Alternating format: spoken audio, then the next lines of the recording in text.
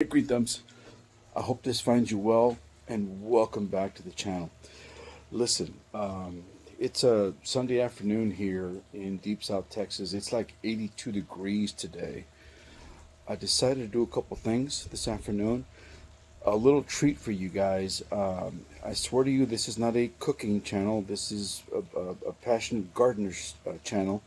But I decided to do a quick cookout and also, you know, get some productivity time in and drop some tomatoes. But here, let me show you real quick. My trusty Weber. I just dropped this just a few minutes ago, and I'm not doing anything fancy here, Green Thumbs. All I'm doing is just I'm smoking some beef sausages and a sirloin tip roast that I've been dry brining for a few days in my fridge. All right. So, on to the real deal here. I'm dropping big boy and cherry tomatoes today.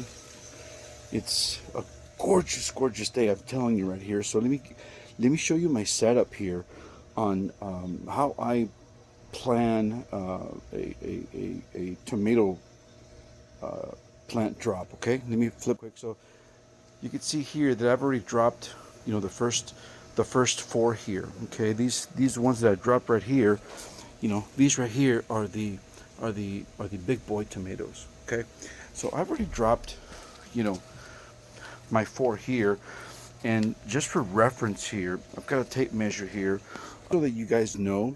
You want to space them out 3 feet apart or 36 inches apart. Okay, it's important that you do that because as the vine grows up, you can either stake it or put it in a cage, and it helps sustain the growth of the entire plant. Okay, so very, very important. 36 inches apart. Okay, see here, I left a lot of space. Okay, on either side, so that I can drop some marigolds. I'm gonna throw some rosemary in here somewhere. But I've got my trusty banana plant. Okay. All right, right there. So you see this guy right here? He looks pretty dry, okay? But this guy helps attract all the bees that we need, the pollinators, okay? Very, very important. Pollinators are very, very important, okay? And they help us with pollination. Even though with tomatoes, a little Techy Green Thumb tip. All you have to do is the moment you see some flowers appear on your tomato vine, just slightly tap the tomato and let the pollen fall. That's it. You'll get some tomatoes. So you stay on top of it. You have a wonderful, wonderful harvest, man. So once again, let me send you back to the setup here. I use a trusty tape measure, and as you can see, I went ahead and prepped the holes, okay, and the measurement where the holes are going to go. That's where the tomatoes are going to drop. Okay, don't mind this. I'm going to wind up cleaning this up here in a little. So that's what's happening this afternoon. Beautiful Sunday afternoon in Deep South Texas in McAllen.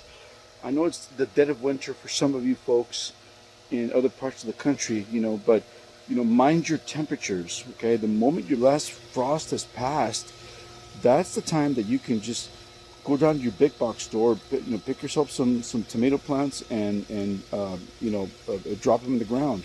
Let me show you something else. This is the kind of fertilizer that I'm using to help start this process. Give me a moment here. I'm gonna flip the camera on you guys. This guy right here. I always start my plants with 222. I always started. I use this. You can use your own variation, your own brand. If you have a favorite brand at the big box store, I use this guy right again.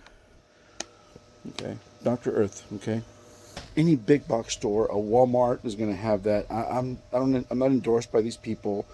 This is just what I use. That works for me. It helps me. All right. So again, if you have any questions or comments, just drop them in the comments below, man, and share the video. Okay, if you have anybody that's interested in this, share the video with them and have them subscribe to the channel. I'd happily answer questions for anybody. I appreciate you guys. I'm gonna get back to work. I got 4 of those grape tomatoes plants to drop, and I'm running out of breath. I'm sorry. And I've got that barbecue cooking over there, man. Okay, so I'll see you guys next time on the channel. Have a great one.